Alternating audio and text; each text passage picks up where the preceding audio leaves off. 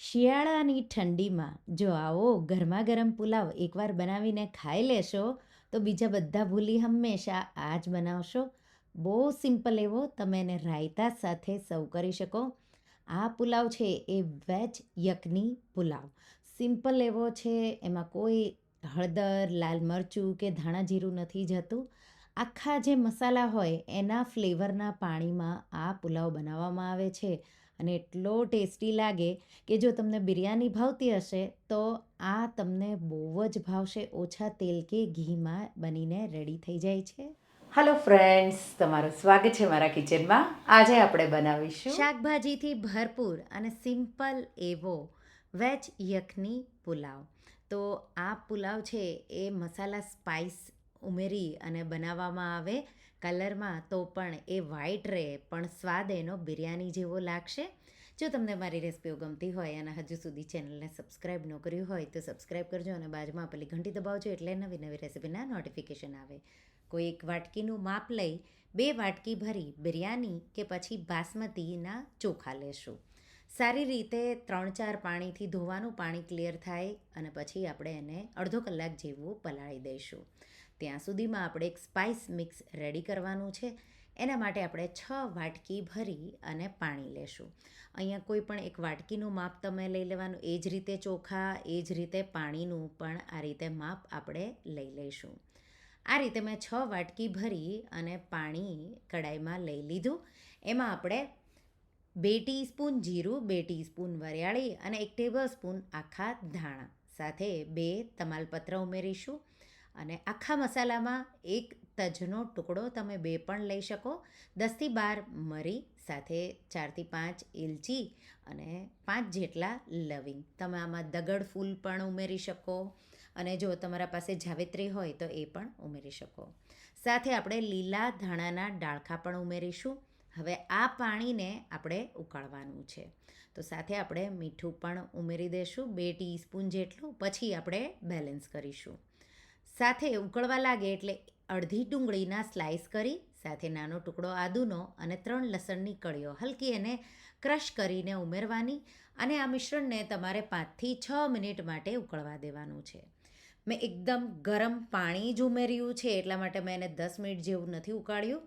જો ઠંડુ પાણી તમે ઉમેરો તો તમારે 10 મિનિટ જેવું ઉકાળવાનું. મેં કેટલનું જ પાણી ઉમેર્યું, ગરમ હતું એટલા માટે મેં 5 મિનિટ જેવું ઉકાળ્યું. એટલે આખા મસાલા સ્પાઇસીસનો બધો જે ફ્લેવર હોય એ પાણીમાં આવી જાય. હવે આ જ પાણીમાં આપણે પુલાવ બનાવીશું. 5થી 6 મિનિટ પછી તમારે આ રીતે ગાળી પાણી અલગ કરી લેવાનું. આ પાણી હવે આપણે પુલાવ બનાવવા માટે વાપરીશું, તો ત્યાં સુધી આપણે એને સાઈડમાં મૂકી દઈશું. હવે પુલાવ બનાવવા માટેની સામગ્રીઓ મેં રેડી કરી લીધી છે.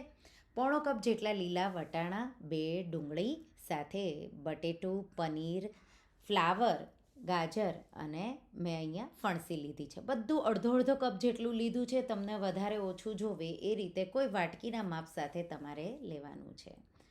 હવે કડાઈ ગરમ કરીશું અને એમાં 3 ટેબલ સ્પૂન જેટલું તેલ અને 2 ટેબલ સ્પૂન જેટલું ઘી લઈ લઈશું અને એકદમ સારી રીતે થવા દઈશું. આ રીતે ગરમ થઈ જાય એટલે આપણે પનીરના પીસીસ ઉમેરી અને ગોલ્ડન થઈ જાય એ રીતે પનીરના પીસીસને આપણે બધી સાઈડથી તળી લઈશું. હવે જો તમે લાસ્ટમાં ઉમેરવાના હોય તો તમારે એને ગરમ પાણીમાં ઉમેરવાના. હું પનીર ક્યુબને પછી સાથે જ પુલાવ સાથે જ થવા દેવાની છું એટલે હું એને ગરમ પાણીમાં નથી ઉમેરી રહી. આ રીતે પનીરના ક્યુબ મેં ગોલ્ડન કલર જેવો આવી ગયો ત્યાં સુધી મેં એને થવા દીધા. હવે આપણે એને કાઢી લઈશું. એ જ તેલમાં હવે જીરું સાથે હિંગ ઉમેરી દઈશું, તો 2થી 3 ટીસ્પૂન જેટલું જીરું. હવે જો તમને થોડું વધારે મસાલેદાર બનાવવું હોય તો આખા સ્પાઇસ તમે અહીંયા પણ ઉમેરી શકો. હોલ સ્પાઇસીસ આખા જે તેજાના હોય એ અત્યારે પણ ઉમેરી શકો. સાથે મેં થોડી અમથી હિંગ તમે ઉમેરવી હોય તો એ પણ ઉમેરી શકો. 2 ડુંગળી આ રીતે સ્લાઇસ કરેલી મેં ઉમેરી દીધી. એકદમ સારી રીતે આપણે એને સાતળી લેવાની છે. તો લગભગ 4-1 મિનિટ જેવું એને સતળાતા થશે.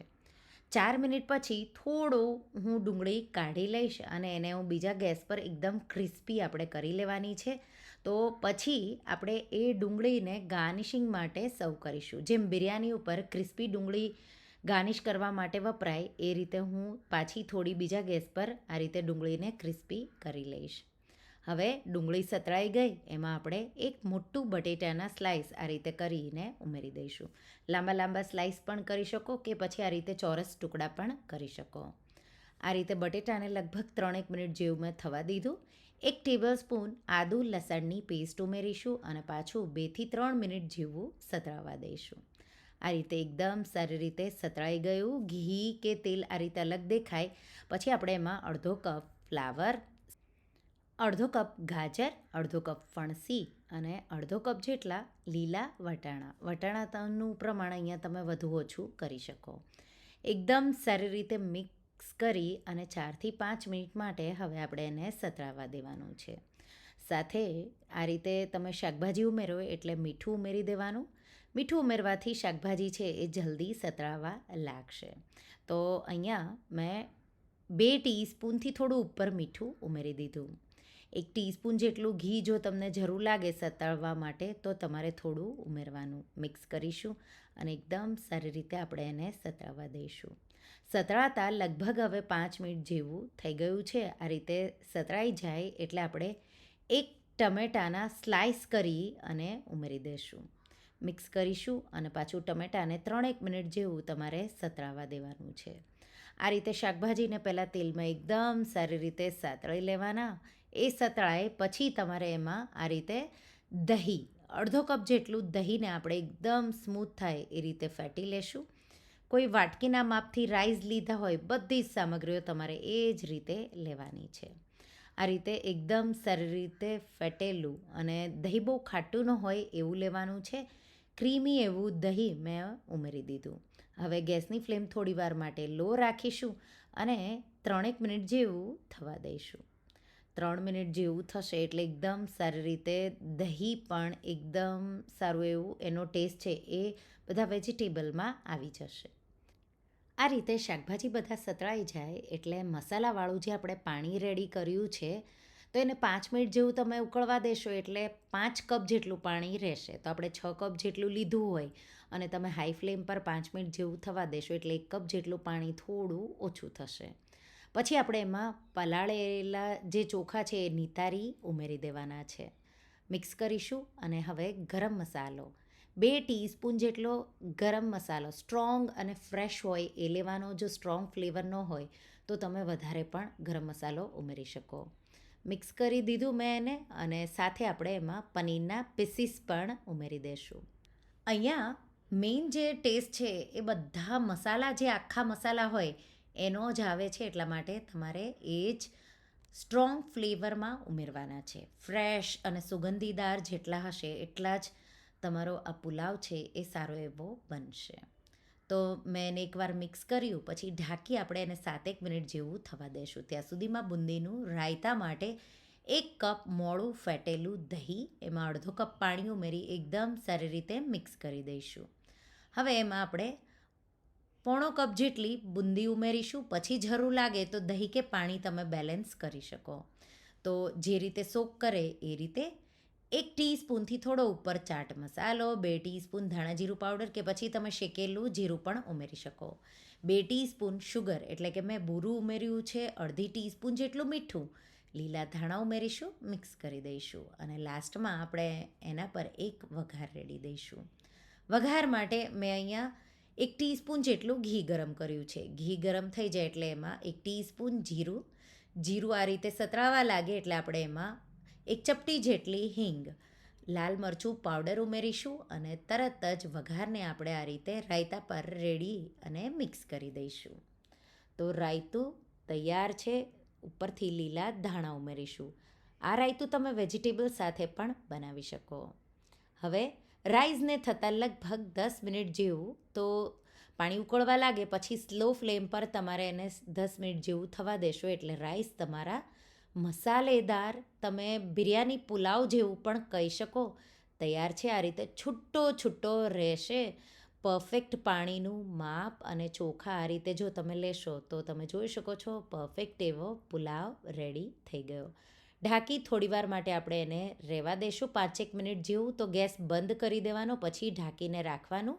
છૂટો છૂટો આ રીતે થઈ જશે પછી તળેલી ડુંગળી, તો થોડી ડુંગળીને મેં ક્રિસ્પી કરી, સાથે કાજુને પણ મેં ક્રિસ્પી કરી લીધા હતા.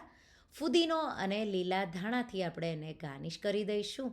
અને જો તમને જરૂર લાગે કે મસાલો ઓછો થયો છે, ગરમ મસાલો તમે ઉપર પણ થોડો સ્પ્રિંકલ કરી શકો. અને ઉપર ઘી પણ તમારે થોડું ઉમેરવું હોય તો ઉમેરી શકો. નહીં તો હવે આપણી આ બિરયાની કે પુલાવ સર્વ કરવા માટે તૈયાર છે. આ રીતે તમે એને હલકો મિક્સ કરશો એટલે છૂટો છૂટો એક એક દાણો થઈ જશે અને શાકભાજીથી ભરપૂર અને ગરમ ગરમ. જો શિયાળાની ઠંડીમાં એકવાર આવો પુલાવ ખાઈ લેશો તો વારંવાર ખાવાનું મન થાય એટલો ટેસ્ટી છે. પનીર ઉમેરવું ઓપ્શનલ છે. મેં આમાં 100 ગ્રામ જેટલું પનીર આ રીતે ચોપ કરીને ઉમેર્યું છે. તમારે જેટલું ઉમેરવું હોય એટલું, ન ઉમેરો તો પણ ચાલે. મિક્સ કરી દઈશું આ રીતે અને ગરમા ગરમ આપણે બિરયાની પુલાવ કે યકની પુલાવને સર્વ કરો. તો આવો, જો તમે નવો ક્યારેય મસાલેદાર છૂટો છૂટો પુલાવ ઘરે ટ્રાય ન કર્યો હોય તો એકવાર ટ્રાય કરજો. અને હું એને રાયતા સાથે સર્વ કરી રહી છું. આ રેસિપીથી તમે 7થી 8 લોકો માટે આ પુલાવ બનાવી શકો. અડધો બનાવવો હોય તો 1 વાટકીના માપથી લેવાનો અને વધારે માણસો બનાવો હોય તો ડબલ માપથી કે મોટી વાટકીના માપથી પણ તમે બનાવી શકો. તો એકવાર આ રેસિપી તમે ટ્રાય કરજો અને મને કમેન્ટમાં કહેજો કે તમને આ નવો પુલાવ કે વેજ યકની પુલાવની રેસિપી કેવી લાગી. તો તમને આ રેસિપી કેવી લાગી મને કમેન્ટમાં જરૂરથી જણાવજો. અને હા, જો તમને આ રેસિપી ગમી હોય તો વિડીયોને લાઇક કરજો, શેર કરજો અને મારા ચેનલને સબસ્ક્રાઈબ કરજો. અને આવી જ નવી રેસિપીઓ માટે તમે બેલ આઇકોન બટનને પ્રેસ કરજો. Thank you for watching.